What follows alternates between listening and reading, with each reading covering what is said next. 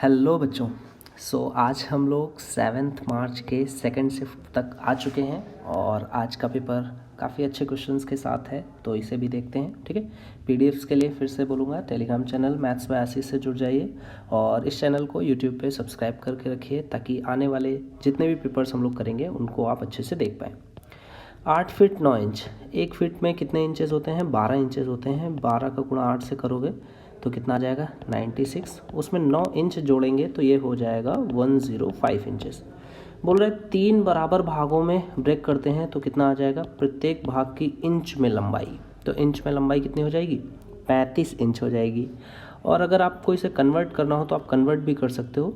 12 3 36 होता है तो 2 फीट और 11 इंचेस के बराबर। ठीक है, बेसिक सी चीज़ है, आपको आना चाहिए। नेक्स्ट क्वेश्चन बोला है 4 अंकों की सबसे बड़ी संख्या जो कि पूर्ण वर्ग है। 100 का स्क्वायर कितना होता है? 10,000। ये कितने हैं? 5 अंक हो गए, तो 99 का स्क्वायर आपको पता होना चाहिए, 9801। ये आपका 4 अंकों का हो गया। अदरवाइज़ नहीं पता है तो फिर आप बड़े नंबर से स्टार्ट करके चेक करोगे। 9 इसमें से कॉमन ले लोगे, है ना, 1 बच जाएगा, तो 11 कॉमन लोगे तो 101 बन जाएगा। 2 प्राइम हो गए तो फिर ये परफेक्ट स्क्वायर नहीं होगा। इसके बाद जैसे ही चेक करोगे तो आपको आंसर मिल जाएगा। शान के पास 912 रुपये के मूल्य के 1 रुपये, 5 रुपये और 10 रुपये के समान संख्या में सिक्के हैं। बताना है शान के पास कुल कितने सिक्के हैं। देखो, आप बोलोगे कि अगर इसके पास n सिक्के हों तो इसके भी 5n हो जाएंगे और इससे भी n ही सिक्के होंगे, तो टोटल जो अमाउंट बनना चाहिए वो इतना बनना चाहिए। ठीक है, तो आप इसको कैलकुलेट करोगे तो टोटल 16n हो रहा है। ये वैल्यू 912 के बराबर है। n की वैल्यू यहाँ से निकाल लो। 16 85, 16 छक्का 96, तो 5 बार जाएगा, 16 सत्ते 112। तो 57 क्या है? 57 उसके पास नंबर है किसका? 1 रुपये का भी, 5 रुपये का भी और 10 रुपये का भी। तो जो आपका आंसर आएगा कितना आ जाएगा? इसका ट्रिपल, कुल संख्या जो सिक्कों की है वो 171 हो जाएगा, 3 गुना इसका। ठीक है, 2 पूर्ण संख्याएं होल नंबर्स हैं जिनमें कि पहली संख्या का वर्ग दूसरे के वर्ग से 112 अधिक है। पहली संख्या का वर्ग दूसरी संख्या के वर्ग से डिफरेंस जो है वो 112 है। बोल रहे संख्याओं का अनुपात 4 और 3 है, तो स्क्वायर करेंगे तो यहाँ पर कितना आ जाएगा? 4 का स्क्वायर 16, 3 का स्क्वायर 9। अंदर कितने का है? यहाँ पर तो 7 का है। आपको कितने का चाहिए? 16 गुणे 7 का चाहिए, है ना भाई, 16 गुणे 7 का चाहिए। तो क्या किया जाए? संख्याओं में 4 से अगर मैं गुणा कर दूँ, देखो तो यहाँ पर कितना हो जाएगा? 16, और 3 में भी 4 से गुणा होगा तो 12 हो जाएगा। 16 का स्क्वायर 256 और ये हो जाएगा 144। डिफरेंस देखो आपका 112 का बनेगा, है ना, बनना तो चाहिए। 16 का स्क्वायर कितना हो जाएगा? 256 और यहाँ पर 112 का डिफरेंस है ना। हाँ ठीक है, तो ये आपका हो जाएगा। छोटी संख्या का मान पूछ रहा है, दैट विल बी 12। अगला क्वेश्चन देखो क्या कह रहा है, आपको चूज द करेक्ट ऑप्शन करना है। बाहरी बिंदु से एक वृत्त पर खींची गई 2 स्पर्श रेखाओं के बारे में आपको बताना है कौन कौन से पॉइंट सही हैं। स्पर्श रेखा वृत्त के केंद्र से बराबर कोणों को जोड़ती है, बिल्कुल करेक्ट है, बराबर कोणों को जोड़ती है। बाह्य बिंदु से वृत्त तक खींची गई स्पर्श रेखाएं लंबाइयां आपस में बराबर होती हैं। स्पर्श रेखा समान रूप से उस भाग में झुकी होती है जो उस बिंदु से केंद्र को जोड़ती है। इंग्लिश में पढ़ते हैं tangents are equally inclined to the segment which joins the centre to that point. हाँ ठीक है, तीनों ही ऑप्शंस करेक्ट हैं। The tangents subtend equal angles at the centre. ठीक है, तीनों ही ऑप्शंस जो हैं वो आपके करेक्ट हैं। और आपको ये पता होना चाहिए कि ये जो दोनों ट्राइंगल्स फॉर्म होते हैं इस तरह से, है ना, ये वाला और नीचे वाला, ये कैसे होते हैं? कॉन्ग्रुएंट होते हैं। तो तीनों ही जो पॉइंट्स हैं वो करेक्ट हैं। अगला क्वेश्चन बोल रहा है दी गई आकृति में एक त्रिभुज ABC बना है जिस पर विचार करना है।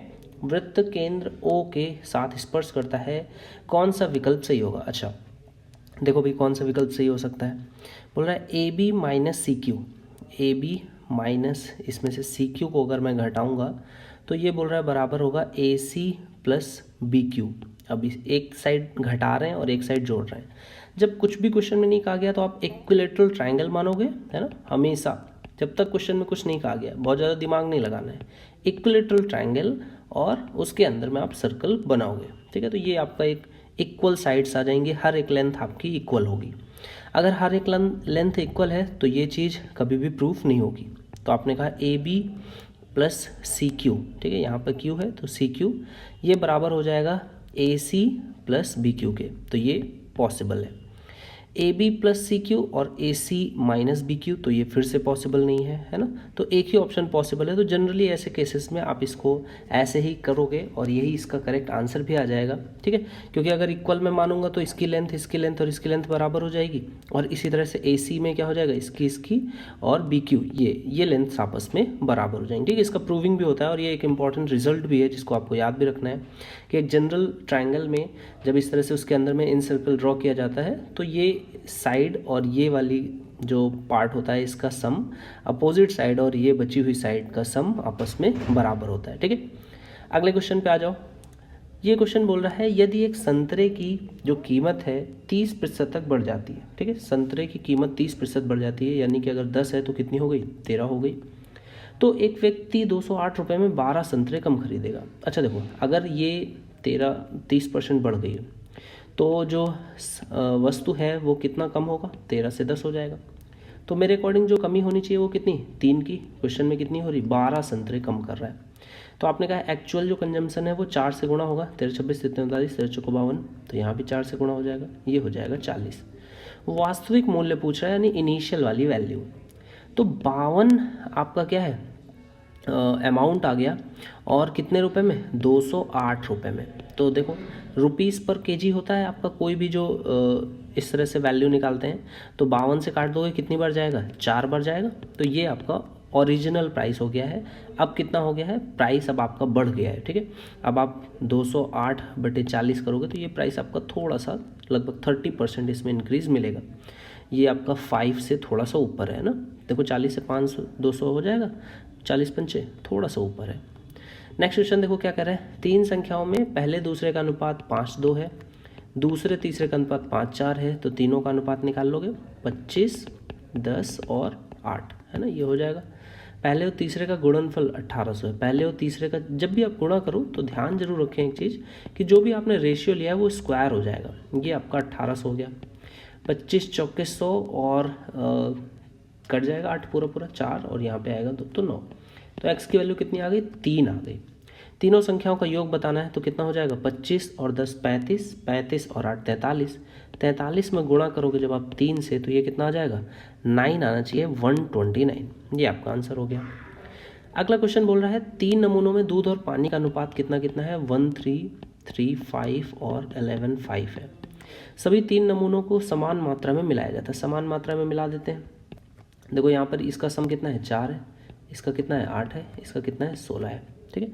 तो समान मात्रा में अगर आपको मिलाना है तो कितना कितना मिलाओगे, सभी संख्याएं क्या है, 16 बन जाएंगी। तो आप बिल्कुल इनको 16 बना लो, ठीक है। इसको भी 16, इसको भी 16 और इसको भी 16।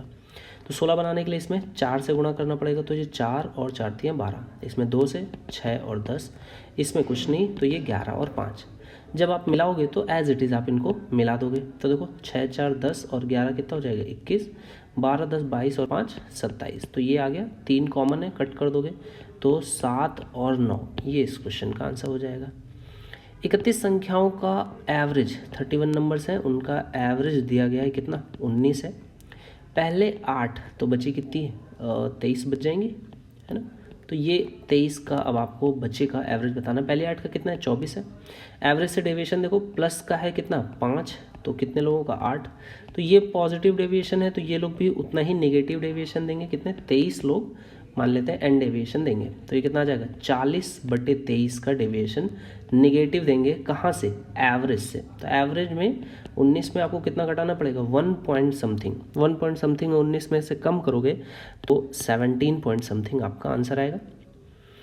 नेक्स्ट क्वेश्चन देखो क्या है, 5 वर्षों के लिए धनराशि पर साधारण ब्याज मूलधन के 20% के बराबर। देखो मूलधन अगर 100 रुपये है तो 20 रुपये साधारण ब्याज मिला है कब, 5 वर्षों में। तो 1 वर्ष में कितना मिलेगा, 4 रुपये मिला, तो कितने वर्षों के ब्याज के बाद में ब्याज मूलधन के बराबर हो जाएगा। अब बताओ 1 साल में जो ब्याज है वो कितना है, 4 रुपये है। तो मूलधन के बराबर होने के लिए कितना साल लग जाएगा, 100 हो जाए, कितने से गुणा किया जाए, 25 से। तो 25 से गुणा होगा तब ये आपका ब्याज जो है मूलधन के बराबर हो जाएगा। विक्रय मूल्य कितना है, 13 है, और क्रय मूल्य कितना है, 17 है। देखो क्रय मूल्य विक्रय मूल्य का रेशो देता तो क्वेश्चन बड़ा आसान होता, लेकिन यहाँ पर जस्ट उल्टा किया है ताकि आप कंफ्यूज हो। तो ये आपको हानि प्रतिशत पूछ रहा है, कितना हो जाएगा, 4/17। 1/17 कितना होता है, 5 से ही 15/17 होता है। आप 4 से गुणा करोगे तो ये आ जाएगा 20, यहाँ पे 4 से गुणा करोगे तो 15 चौको 60/17, तो ये कितना हो जाएगा 3 पॉइंट समथिंग आएगा। तो 3 पॉइंट में एक ही ऑप्शन है, अगर 2 ऑप्शन होते तो पूरा डिवीजन करना है, नहीं तो सिर्फ ऑप्शंस करेक्ट ऑप्शन तक देखना है, ठीक है। पुनीत 120 रुपये प्रति दर्जन की दर से 5 दर्जन संतरे खरीदता है, उनमें से प्रत्येक को 11.5 की दर से बेच देता है।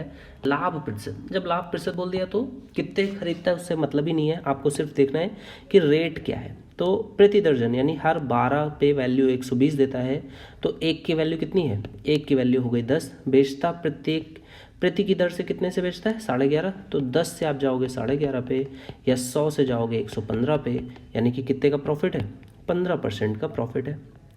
√18 को आप क्या लिख सकते हो 3√2 माइनस 1/√2 हो जाएगा, √2 एलसीएम ये हो जाएगा 3 दूनी 6 में से गया 5/√2, ये आपका आंसर हो जाएगा।